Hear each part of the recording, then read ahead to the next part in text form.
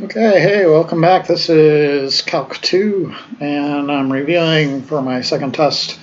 So, the set of questions we'll be looking at. Let me give you my question pool. 7.1, questions like 5 to 27 odd. And from that set, I picked 5 questions.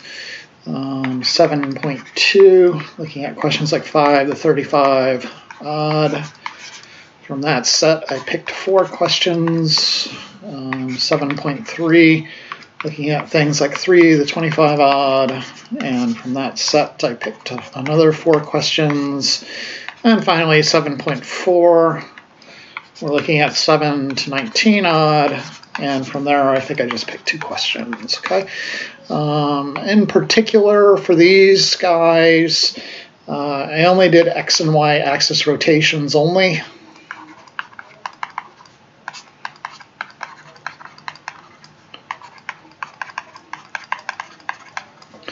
So you don't have to worry about rotating about the line y equals 7 or something like that. Okay. Yeah. Okay. So you should be able to graph some basic forms. So you should be able to graph without a calculator. I know the TI will graph them for you, but I think you should be able to graph the following fairly easily. And if you can't, you can always do some point plotting. So I expect all my calc students to be able to graph the equation of a line. That includes the horizontal lines and the vertical lines. Of course, I expect you to be able to graph the line y equals x. I expect you to be able to graph simple parabolas. So y equals x squared plus some constant. So the constant, we'll shift it up or down accordingly. And usually you figure out where it is just by putting in a point. When y equals x squared is centered on the y-axis, and then put 0 in for x, and you can find where just by doing a substitution. You should always be able to also graph these kind of in the inverted form. So these are sideways facing parabolas. X equals y squared plus c. So the first case is just, versions of this. The second case is just versions of this. You should be able to graph versions of the radicals shifted. So the square root of x is right here, and then plus c will shift it left and right with a plus c underneath the radical. You should be able to graph something like y equals x cubed. That's the cubic function. And again, you could do some point plotting to get important places. You should be able to handle rational functions like c over x. These typically look like this. Again, in these problems, usually over some intervals that you're working in, so you'll be able to just kind of plot the endpoints and then guess, your way to the picture. For instance, something like this: 1 over square root of ax plus b. Odds are, if you're just working on some interval like this, all you have to do is plot these first 2 points, and then you just sort of guess the curve, and then you'll be able to rotate around. So what I'm saying is you don't need to be perfect here. You can always kind of finagle your answers.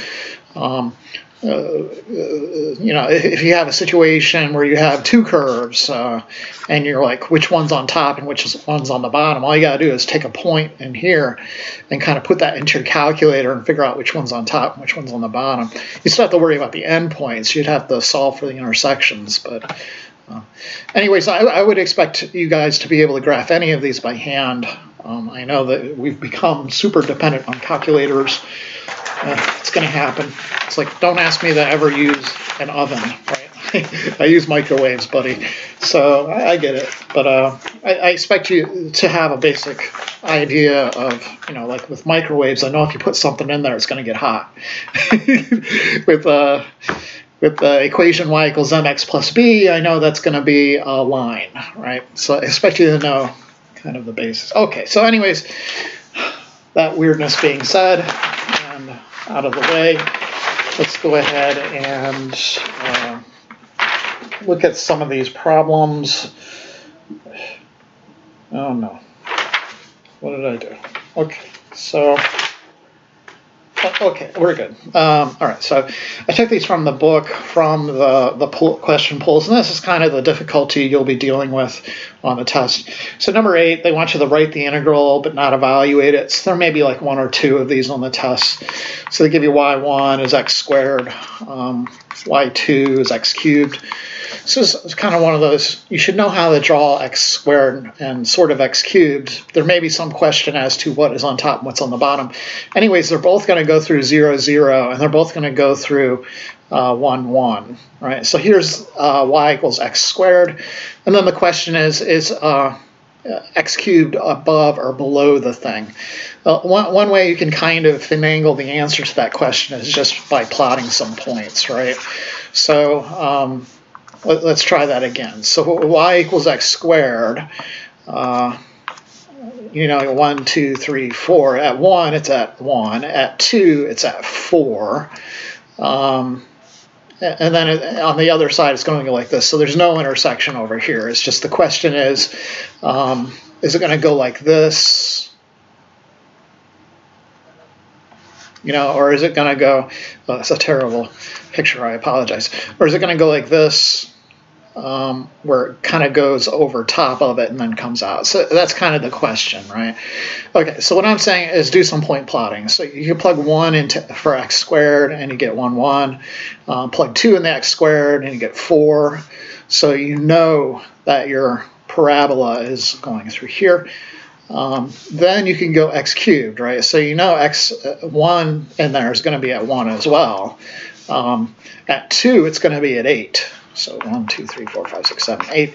So at this point, it's actually above the curve. So you figure it's going to intersect here and here. So it's probably going to go below, right? And then pop out like that. And that's the region you're worried about. So when you're doing your integral, remember the integral is always top minus bottom.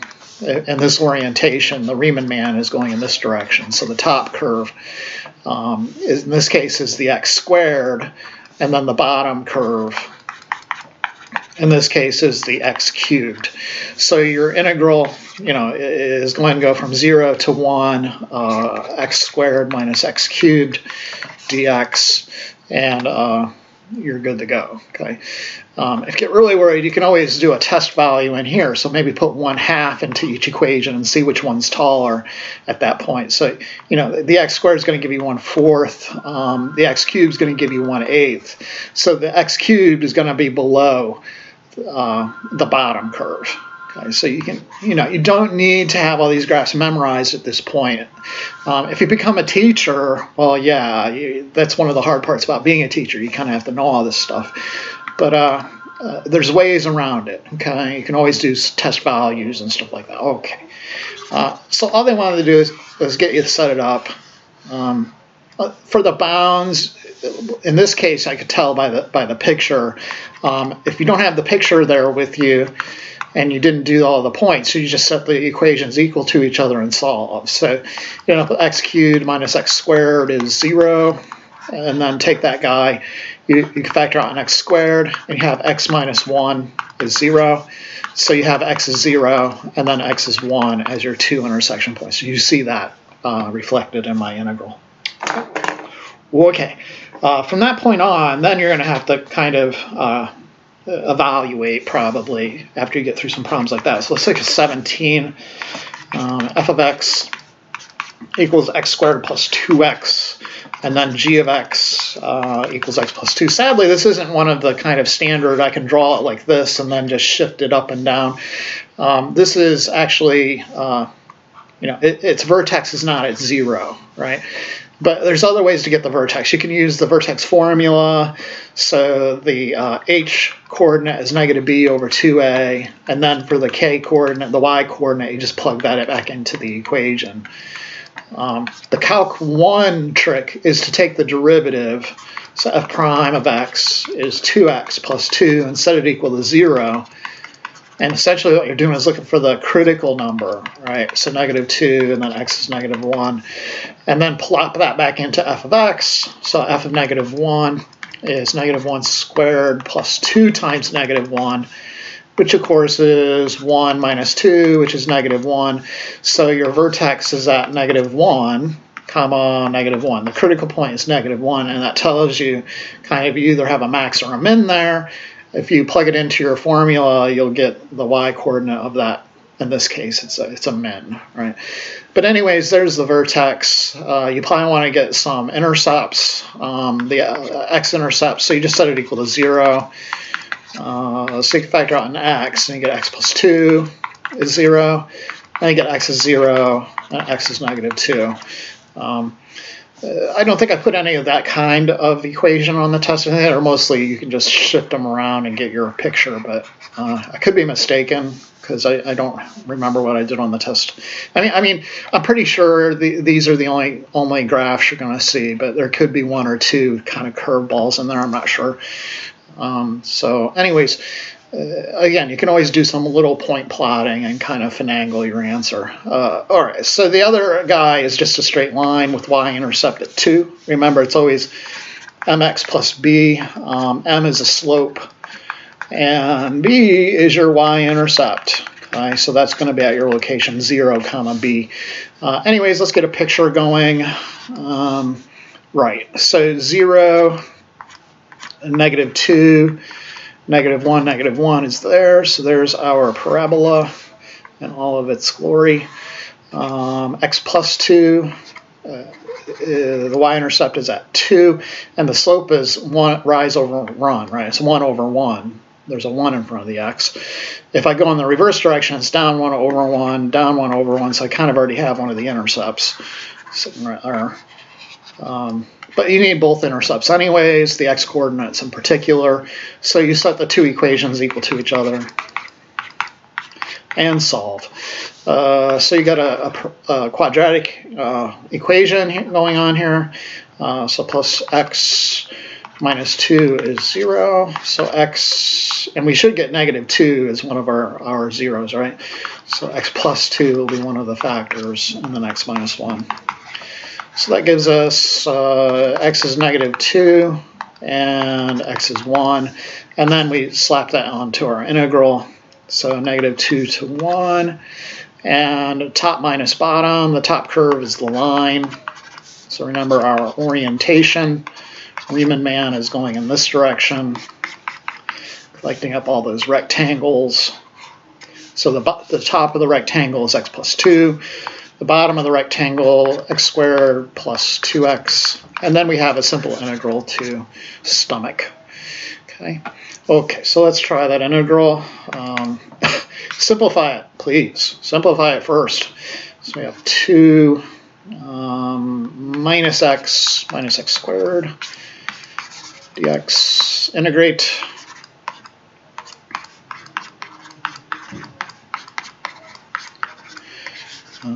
Then evaluate the antiderivative at the limits.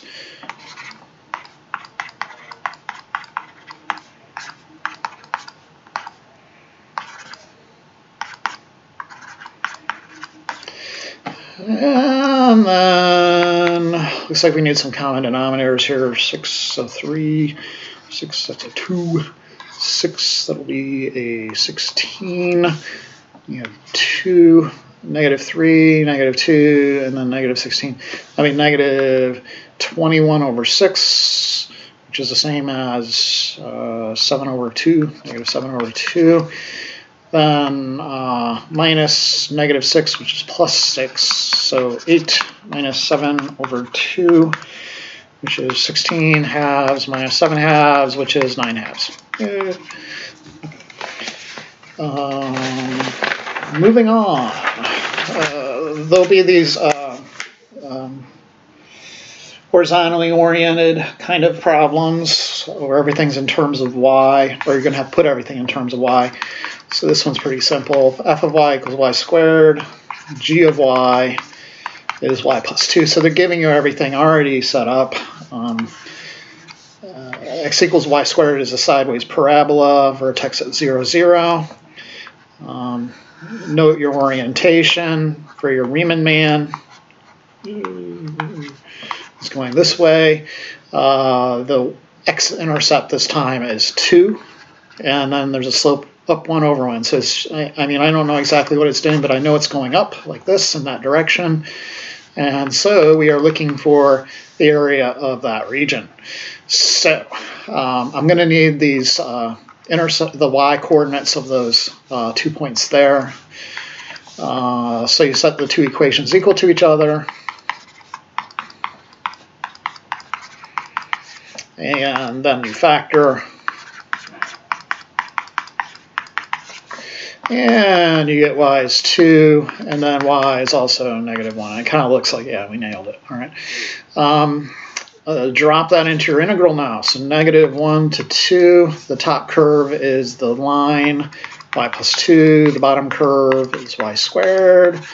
dy, antiderivatives, y squared over 2 plus 2y minus y cubed over 3.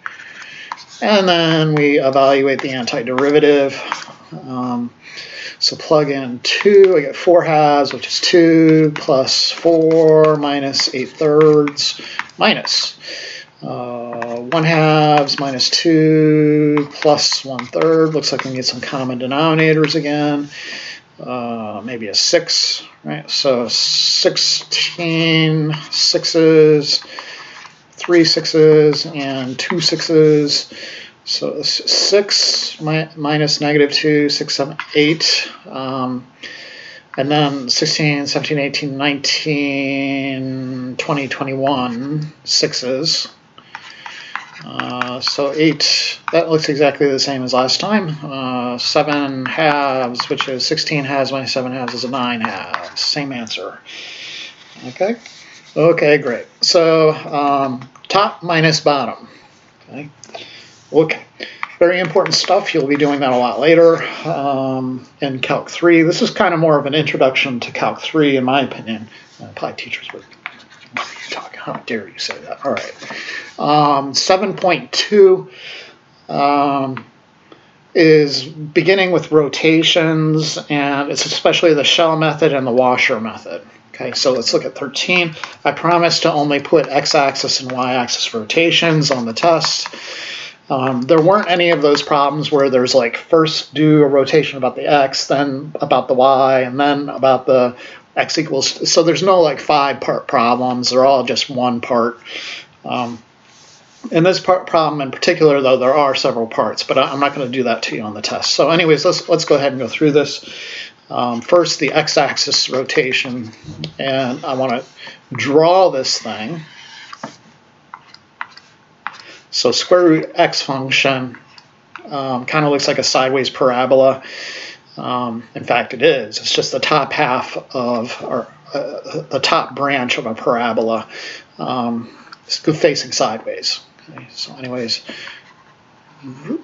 there we go. And line y equals 3 is right here. And my stupid button got touched. There's a little button on the side of my pen. And whenever you touch it, it erases. So very convenient. I'd like to meet the guy who pitched that, you know, at the pitch meeting. Oh, I got this great idea. Let's put a button on it. Oh, okay, very good. Anyways, we are going to rotate this about the x-axis. And in this section, the Riemann man is going along collecting disks. So that object right there is, if you rotate it, you would end up with a disk. And the formula for that disk, pi r squared h. So you'll see that kind of reflected in your integral. Identify the r part, right? The radius, the distance from here to here, which is basically the height of that red rectangle, right? So the height of that red rectangle is variable for any given x. So the height of that rectangle you can find by plugging that x into the equation y equals square root x. So your radius function is actually square root x, and then you put it in your integral. So pi times the integral, so pi, it's like pi r squared h, right? It's pi r squared, and then the h is really just dx. And we're going to run from 0 to 3 and collect all that stuff, and then we just integrate. Okay. Here we go. square root x is just x. And then integrate, so we get pi x squared over 2, from 0 to 3. There's that 9/2 plopping out again. So this is 9/2 pi, and then minus 0, so it's just 9/2 pi. Okay, let's see what happens if we do the same thing, but around the y-axis. In this case, you're going to use the washer method. Let's get the picture going and the orientation, my rectangles, and my Riemann man. So, again, 2, 3, 4. This thing is just basically a sideways parabola. And we care about this region here. And this time we're rotating it about this, so it's kind of like an inverted bagel. The rectangle this time is, for the disk method, in this case the washer method, it's always perpendicular to the axis of rotation. Remember, for shell method, the rectangles are parallel, shell parallel. Okay, but perpendicular for disk or washer. The Riemann man in this orientation is going up the flagpole like this, and we need our radius function, and in this case it's going to be in terms of y. So our original given information, our function was in terms of x. We're going to have to fix that, right? So square both sides, you get y squared is x. In other words, x is y squared. I need then my radius function, and because there's a hole in it, it's kind of, you can't put your hand through it, but there is a hole kind of dug, you put your hand into it, you know. Because of that fact, it's a washer, and you need the big radius and the little radius. And this is in terms of y. The base of the rectangle is on the y-axis, so these are both should be in terms of y. In the orientation, the running man is on the y-axis. Okay, so right, I need the big radius. So the big radius is constant. That's just from the x-axis all the way up to this line, and that is 3. Okay. The little radius is the variable radius, and that's dependent on our equation. So the little radius, I put it in a different color for your amusement. The little radius is there, and it's dependent on the y value. So what is that? That's going to be the y squared formula from right here. Okay, so then the washer formula is big R of y squared, which in this case is 3 squared, minus little r of y squared, which in this case will be y to the 4th, and then dy. And it looks like we're integrating from 0 to this point right here. That point right there is 3 comma, guess what, root 3. So we have some radicals to deal with. That's no big deal. Okay, so root 3. Let's go ahead and take care of this guy. So we have pi times 9x, or sorry, so desperate to put an x in there, 9y minus y to the 5th over 5 is the antiderivative, and then we evaluate from 0 to root 3, so we're getting pi times 9 root 3 minus, there's 1, 2, 3, 4, 5 root 5s. So this would be 5. This is 5.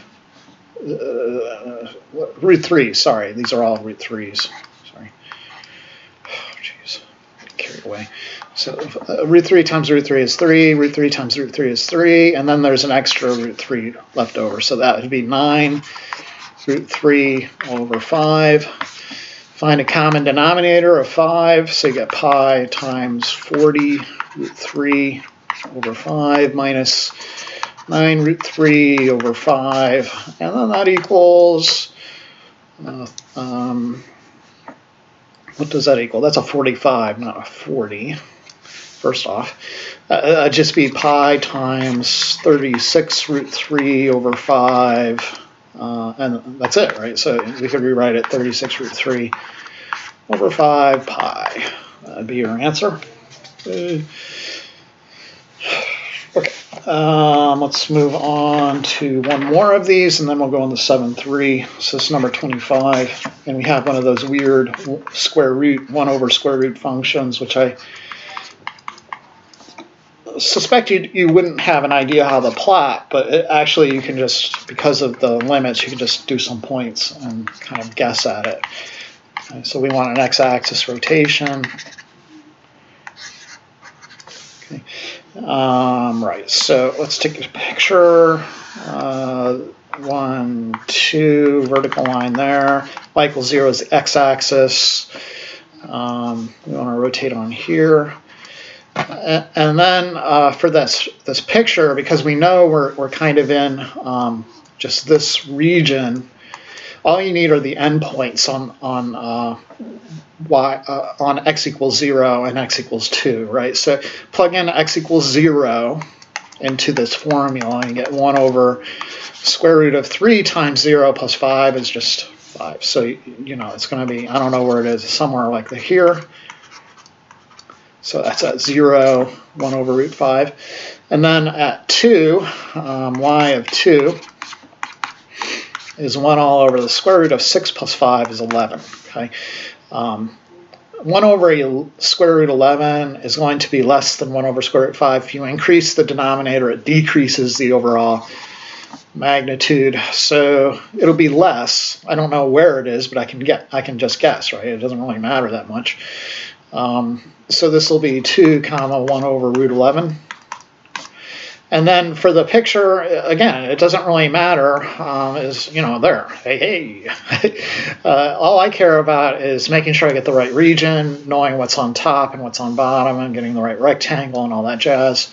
In this case, the rectangle is situated on the x-axis, so our Riemann man is going to be running in the usual orientation and collecting these rectangles. That will give you the radii of the discs. The radius here is variable, and it's the 1 over square root thing, right? So 1 over square root 3x plus 5. And then, wait a second, am I rotating about the right axis? No, I'm not. Sorry, it's a y-axis rotation, so this will be a little more difficult. I wonder why I needed to get the... I apologize. I'm so sorry. So in that case, right, I need to get rid of the running man. This is the wrong orientation, right? Okay, so what's happening is we're going about this axis. In that case, again, remember the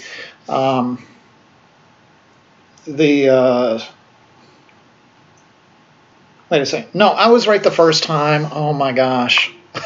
I was right. I was right all along. It's the x-axis. I'm sorry. There's no quiz question in the review video, if you're wondering. There's no quiz. Okay, so anyways, everything was fine. It's just... I don't know, I'm really hyper today, or what's going on. Really manic, I guess is a better word. Right, so let's go to our integral. So it is, the rectangle is here. The Riemann man is running in this direction. And yeah, okay, so that should be good. So pi r squared, right, pi. So you're just going to 0 to 2, and then this thing squared, dx. Okay, so that seems simple enough. Squaring it's going to get rid of the square root, so you just have 1 over 3x plus 5. And you should probably do a u sub.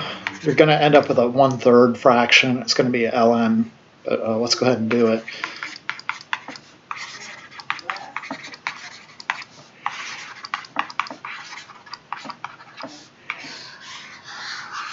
Okay, so pi integral 1 over u times du over 3.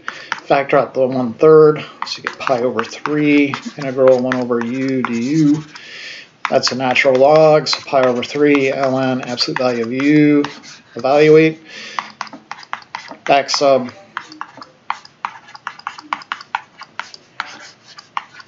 evaluate.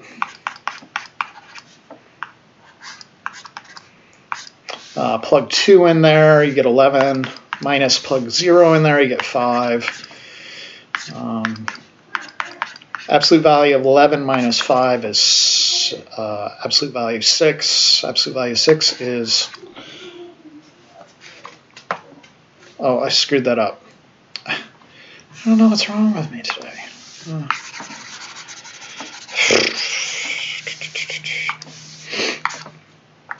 It's ln of absolute value 6 plus 5 is 11 minus ln absolute value 5. Maybe it's my allergies are just killing me.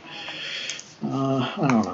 So pi over 3. You can probably type it in that way. If they want an approximation, you're going to have to do that.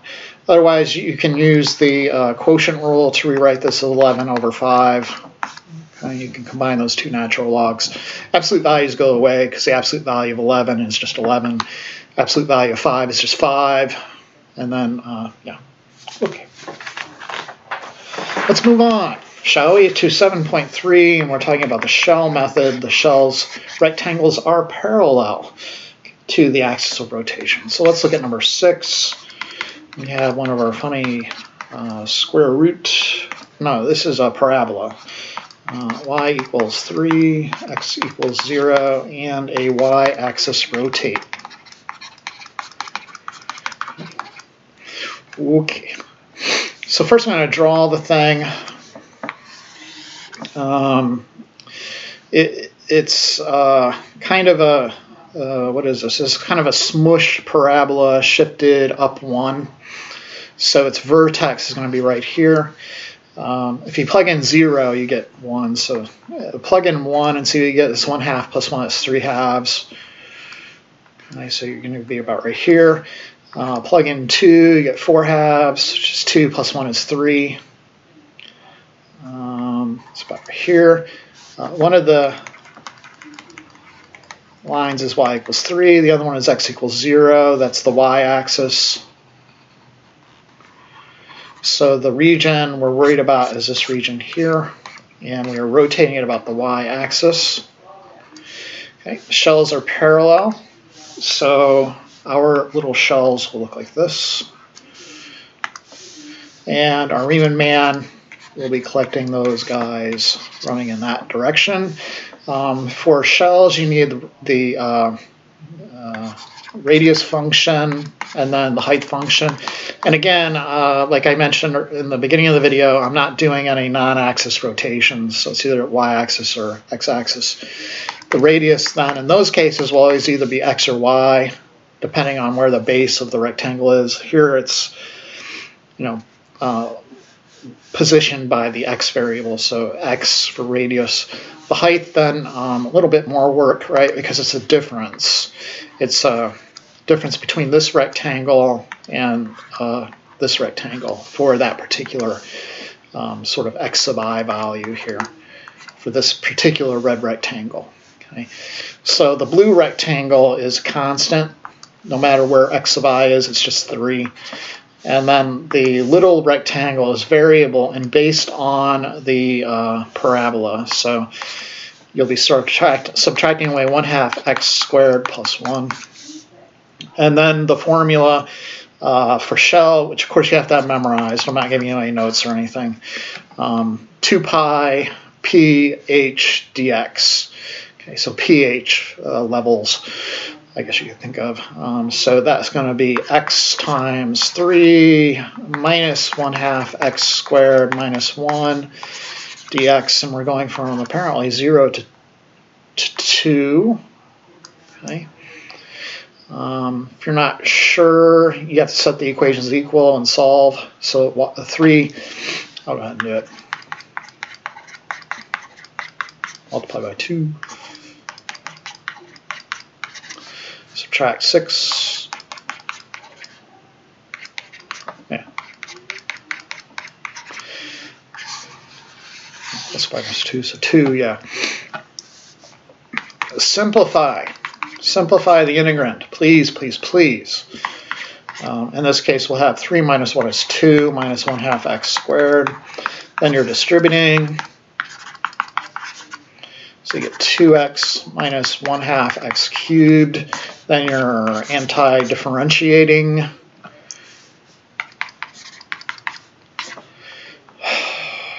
Two x squared over 2 is x squared minus x to the 4th over 8. And then we're evaluating. So 2 pi times 2 squared is 4 minus 16 over 8. 2 to the 4th is 16 over 8 is 2.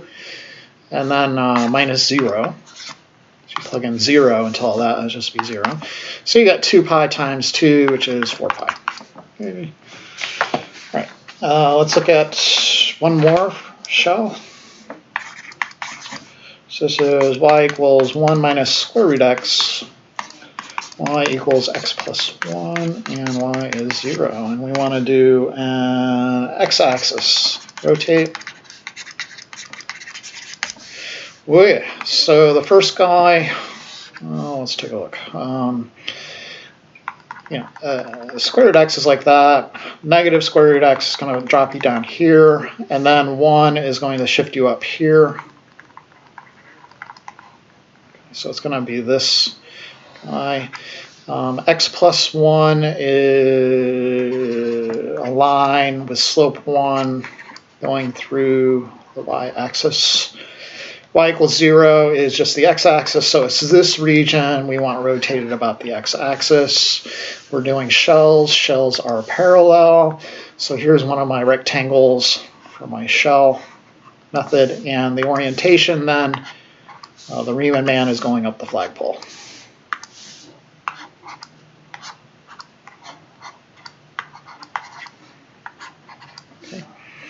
Okay, so again, I need my radius function,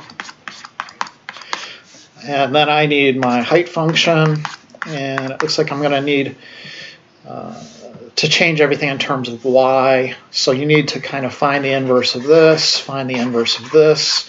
I'll do them each here. Y, let's move the y to the other side and stuff.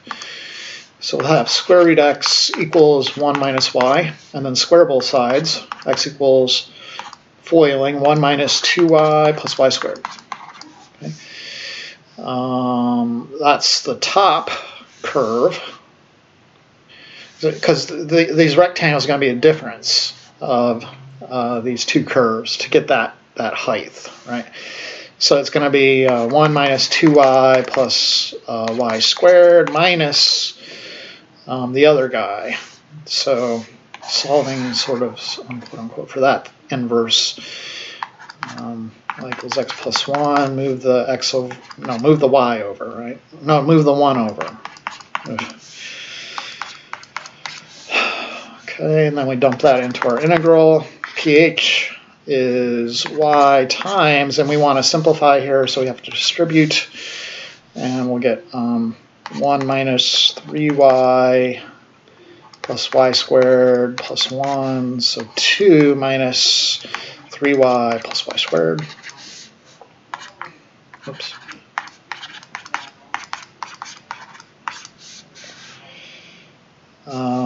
Find the you want to distribute first, and then find the antiderivative. So 2 pi 2y minus 3y squared plus y cubed dy. Let's make sure the sound is on. Yes, it is. Thank gosh. 2 pi times the antiderivative, y squared, 2y squared over 2 is y squared, minus 3y cubed over 3 is just y cubed. They're making it really nice for us. Plus y to the 4th over 4. And we evaluate it from 0 to that intercept point, or is apparently 1. That'll make our calculations easy. So it'd be 1 minus 1, 1 squared is 1, 1 cubed is 1, so 1 minus 1 is 0, plus 1 to the 4th is 1, all over 4, and then minus, plugging in 0, all of that will be 0, so you get 2 pi over 4, which is pi over 2. Okay, so shell method, this method, you have to have those formulas memorized, 2 pi pH, The other one, pi r squared, easy to remember. And then, you have to have the correct orientation for disk. The disk rectangles are perpendicular to the axis of rotation. The running man is always going at the rectangles in the same way, right? It's standing, the rectangle's standing up, he's running into it like a brick wall all the time for shell or disk or washer. Okay. So anyways, disks are perpendicular to the axis of rotation. Shell are parallel to the axis of rotation. The base of the rectangle tells you kind of which variable you're dealing with. It doesn't matter. The running man tells you that as well, right? So if he's running on the y-axis, your function should be in terms of y. So it's pretty simple. Anyway, 7.4, so another formula you need to have memorized is 1 plus f prime of x squared. You may be saying, hey, why do I need to have this memorized?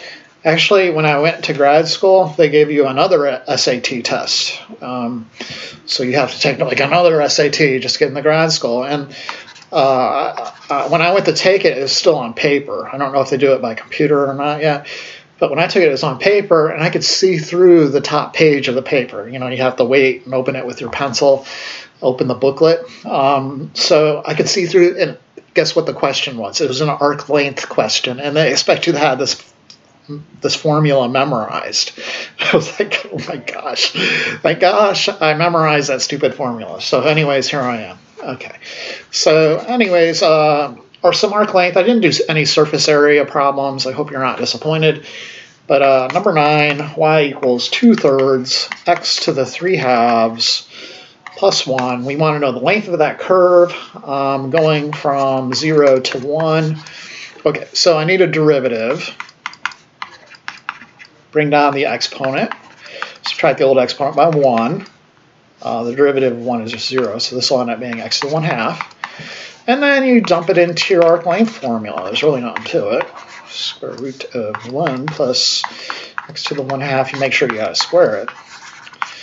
And you should be able to do these by hand. There was one in my notes, which I did was really long. Don't worry about something like that. That was overkill with the algebra. I wouldn't expect to be able to do that on a test because it's so long. But something like this is pretty easy. So anyways, you need to do a u sub on this guy. And if you want to, you don't need to. Just be square root of u du.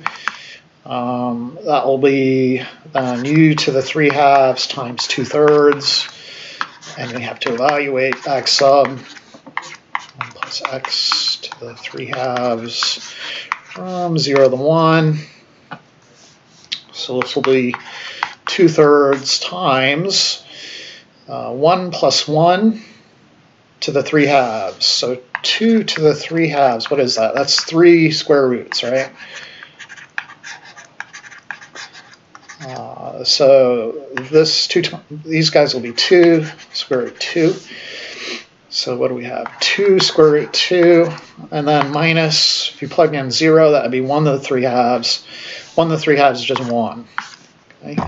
So there's our answer. If they ask for an approximation, go ahead and give it to them.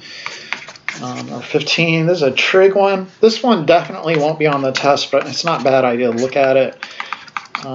The problem with this one is you need to kind of have a formula memorized that I don't expect you to know. Okay.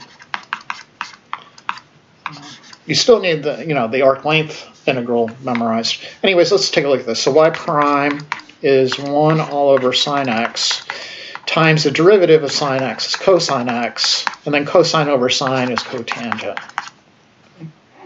Okay, so our integral pi over 4 to 3 pi over 4, the square root of 1 plus cotan squared x dx. And then you can use your Pythagorean identities to simplify that integrand. So if you divide sine squared plus cosine squared equals 1 by... Hey, Emmett, you got a quick question? Okay, sorry, carrying on.